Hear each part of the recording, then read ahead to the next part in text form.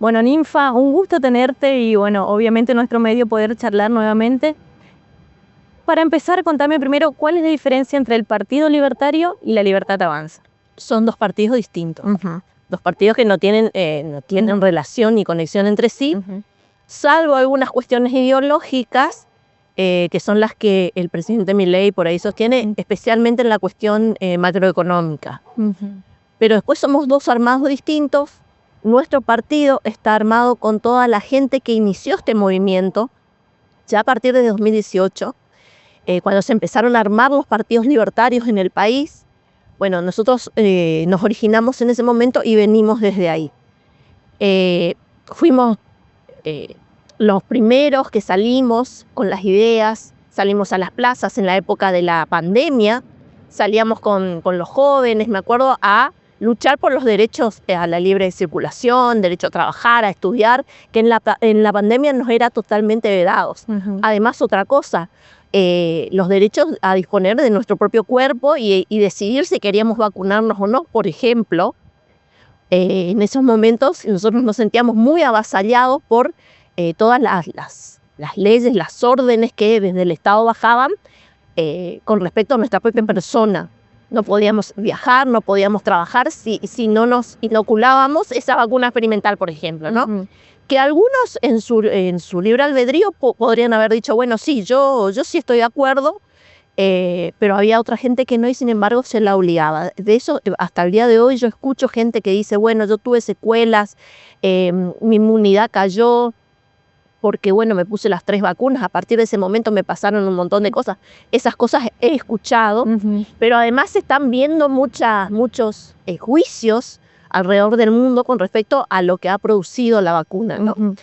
Pero bueno, a otra gente evidentemente no le ha provocado nada, pero bueno, yo creo que esa tiene que ser una decisión que las personas deben tomar respecto si se exponen a eso o no. Bueno, nosotros empezamos como grupo en esos momentos. En el 2020 salíamos a las plazas, hay fotos, todo en las redes de cómo fue nuestro inicio, y salíamos con los barbijos. Me acuerdo que yo tenía un barbijo así con la bandera de Misiones, con una bandera argentina también, y salíamos a protestar por todas estas restricciones extremas que nos imponían en esa época. Bueno, viste, considerando todo lo que está pasando, lo que pasó con el presidente actual, ¿qué dice la gente en las calles? Bueno, la gente está un poco decepcionada, algunos bastante, como en nuestro caso, que es por eso también que se produce como el cisma entre el Partido Libertario y la Libertad Avanza, porque nosotros en un tiempo éramos la Libertad Avanza acá en la provincia y fuimos los que organizamos a nivel provincial todo el tema de las elecciones presidenciales. Pasaron las elecciones presidenciales y es como que ahí, bueno, fuimos dejados de lado. Se armó en el 24, hace poquito se armó el partido La Libertad Avanza y se puso gente que no había trabajado en la campaña, porque ni Harfield levantó dos votos, no fiscalizó, no estuvo ahí, digamos, en todos esos momentos difíciles en donde había que apechugar, éramos perseguidos, me acuerdo, y sin embargo nosotros, firmes y sin recursos, logramos ganar las 3 presidenciales acá con la organización que teníamos. Muchos dicen, no, pero el que ganó las elecciones fue Milei. Sí, un 50%, pero el otro 50% lo pusimos nosotros con nuestro trabajo desinteresado. Bueno, toda esa gente, la mayoría de esa gente, fue dejada de lado y se armó otra cosa con la Libertad Avanza, con gente que ya venía de la política, que nosotros habíamos dicho que, bueno, no iban a estar los mismos de siempre. Bueno, eso fue una decepción muy grande. Y bueno, nosotros seguimos adelante con nuestro partido libertario y ellos siguieron con la Libertad Avanza. Sí. Si llegas a ser diputada, ¿vas a acompañar a todos los proyectos de Milei? No, a todos no.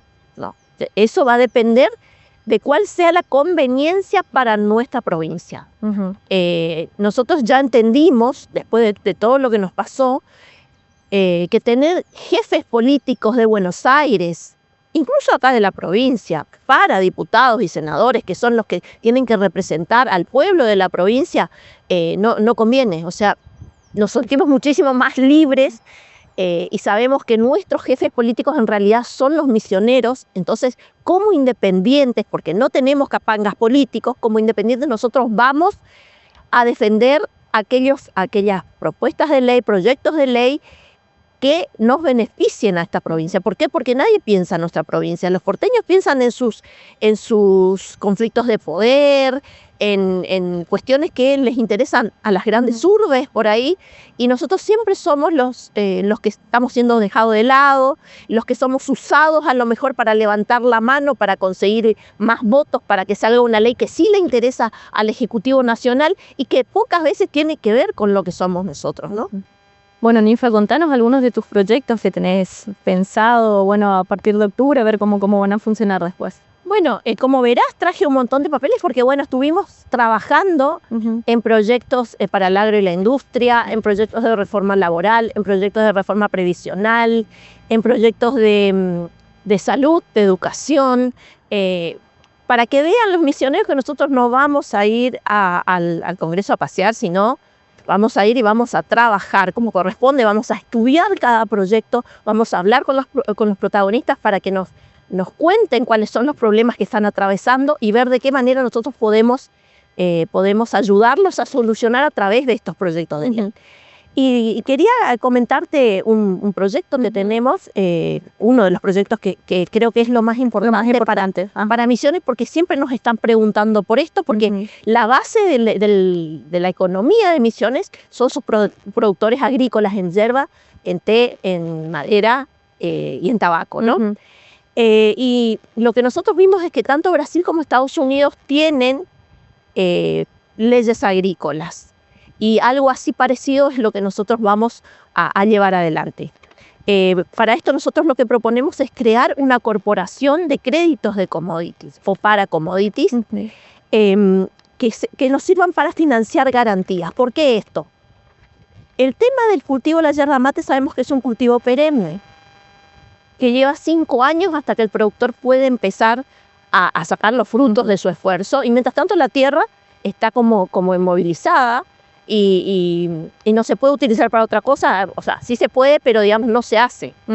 Entonces lo que nosotros proponemos es diversificar, plantar entre líneas soja, maíz, trigo, que son commodities que se venden en el mercado internacional siempre, porque si hay algo que siempre se vende en el mercado internacional es la comida, y especialmente ahora que hay guerras por el mundo también, que hay poblaciones inmensas como en India, como en China. Entonces, esta corporación de créditos de commodities, además de brindar las garantías en caso de bajos precios y de malas cosechas, también se compraría esta producción adicional para venderlo en los mercados internacionales.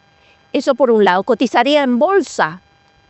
Por supuesto que el Estado formaría parte, pero también formarían parte todas las asociaciones de productores que existen en la provincia, de agrícolas, tabacaleros, yerbateros, madereros, incluso puede incluirse a la hacienda también. Incluso son los menos escuchados siempre. Siempre que son los menos escuchados, sí, por supuesto. Y otra de las herramientas que nosotros utilizaríamos sería la creación de mercados consignatarios, un mercado consignatario en el norte, otro en el centro, otro en el sur, en donde se encontrarían productores, los consignatarios, que cobrarían un bajo porcentaje por el trabajo, digamos, o por la venta que van a realizar, y los compradores. Estos mercados consignatarios lo que van a hacer es que el precio no es que venga el comprador y te compre a vos, productor, que no tenés para dónde irte y todo eso, te compre a un precio bajísimo porque ellos tienen el poder del efectivo o algo así, sino que a través del consignatario se logre el precio que el productor necesita para cubrir sus costos y ganar además un poco de dinero, ¿no? Un poco y mucho, ojalá que sea mucho. Lo que nosotros hacemos diferente del INIM es que no vamos a un laudo, a Buenos Aires, para conseguir un precio mejor o lo que sea, metiéndose el Estado siempre ahí, sino que el productor comience a involucrarse en el movimiento de mercado, ¿no?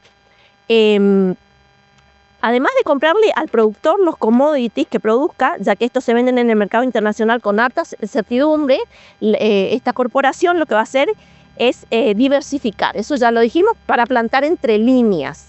Es una manera de que no dependa solamente de la yerba mate, sino que tenga otras opciones, ¿no? Y para eso esta corporación también va a comprar las semillas para proveérselas y que ellos puedan empezar a producir de otra manera. Por ejemplo, se dice el trigo, ¿no? El Brasil está plantando trigo.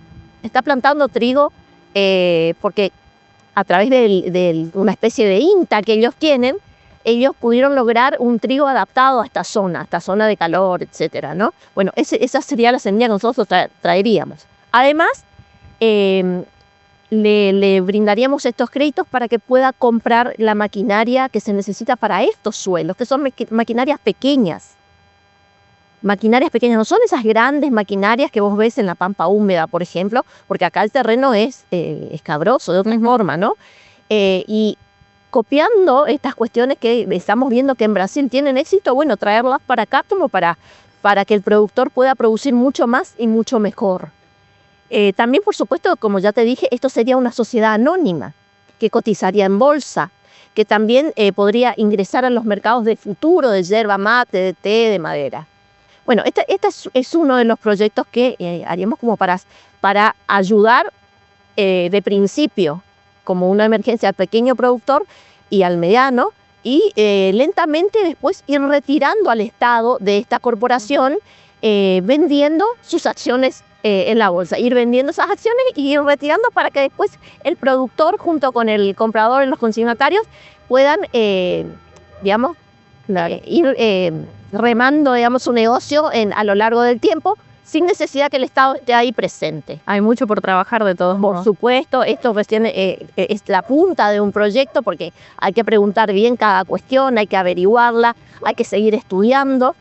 Bueno, esa es una de las cuestiones. Bueno, después otra de las cuestiones que también me preguntan mucho es cómo se hace para que, habiendo falta de inversiones en la provincia, ¿cómo hacemos para que sea atractiva la provincia para que vengan los inversores? Y eso se logra primeramente haciendo una auditoría del Estado, y ahí nosotros vamos a incorporar un proyecto de auditoría ciudadana de gente que esté interesada, que esté capacitada, contadores, economistas, etcétera, que esté capacitada para hacer auditorías no interesadas, digamos, porque ¿qué pasa? Por lo general las auditorías del Estado se hacen dentro del Estado. Y es por eso que no vemos resultados, digamos, en cuanto a ahorros, porque dicen, no, porque existe tal organismo que es el que audita. Evidentemente no está funcionando. Y a los que sí les interesa que el Estado funcione mejor y que sea más eficiente son a los que pagan los impuestos. Entonces, hacer equipos de auditoría ciudadana que eventualmente mientras estén trabajando en eso no se le cobre impuestos, por ejemplo, o cuando terminen de hacer la auditoría, del ahorro que logren de esa auditoría a determinados organismos, se le otorga un porcentaje, como una manera de incentivo o de pago al trabajo desinteresado que pueden llegar a hacer, ¿no? De esa manera vos vas a empezar a racionalizar el Estado. Después de eso hay que reestructurar todo el tema de los empleados públicos, ver en dónde son necesarios, capacitarnos para los trabajos que vienen, porque ya he sabido que la inteligencia artificial va a reemplazar a muchos de estos trabajos que hemos visto durante tanto tiempo y que muchas veces nos quejamos porque nos atienden mal, porque nos atienden muy lento, porque hay demasiada burocracia. Bueno, eso poco a poco va a ser reemplazado por la inteligencia artificial, entonces tenemos que empezar a preocuparnos de cómo ese capital humano que está sobrando en algunos lugares lo recapacitamos y los ponemos, por ejemplo, en salud, en educación, los vamos insertando en lugares donde realmente sean necesarios. Y aquellos que no quieran, y bueno, buscaremos la manera de que puedan pasar a retiro voluntario y de que esos lugares ya no vuelvan a ser ocupados, para de esa manera ir achicando todo el peso del Estado en las empresas, en los individuos, etc. Eso va a bajar el gasto público.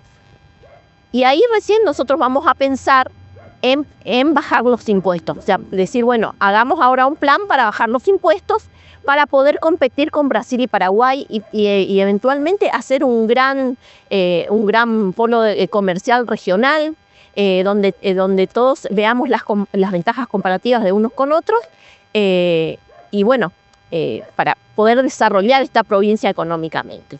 Esa es una de las otras propuestas que nosotros tenemos, aparte de un montón de otras propuestas, ¿no? Totalmente, como te dije, mucho por trabajar. Bueno, Sí. Nifa, para finalizar, Sí. coméntame quiénes te acompañan en esta lista. Me acompañan el doctor Gustavo Villalba, de Posadas. Tercero va Mónica Benítez, que es de San Javier. Cuarto va Julio Peralta, que es de Garupá. Después, quinta va Darise Tevecheri, que es de Jardín de América. Ayer estuve en Jardín de América. Y sexto va Jorge Fernández de Garoape. Es toda gente que no viene de la política, que se incorpora ahora con nosotros en el Partido Libertario. Es un partido de familias, digo yo muchas veces, porque son familias enteras que vienen los padres, los hijos, todos, y son los que ayudaron a armar con mucho sacrificio este partido. Y no es gente profesional de la política, lo vuelvo a repetir, son ciudadanos que decidieron salir de su lugar de confort porque necesitamos un cambio, necesitamos alternancia, necesitamos que después de 25 años de que el mismo signo político nos esté gobernando acá en la provincia, esto comience a cambiar, y comience a cambiar con ideas nuevas también. No más de lo mismo, no que los ciclos se vuelven a repetir, sino decir, bueno, ¿qué podemos hacer diferente para que esta vez realmente podamos crecer económicamente, podamos tener la provincia que soñamos? Bueno, por eso a toda la gente otra vez le vuelvo a decir, voten a la lista 189. Gracias. Gracias a vos.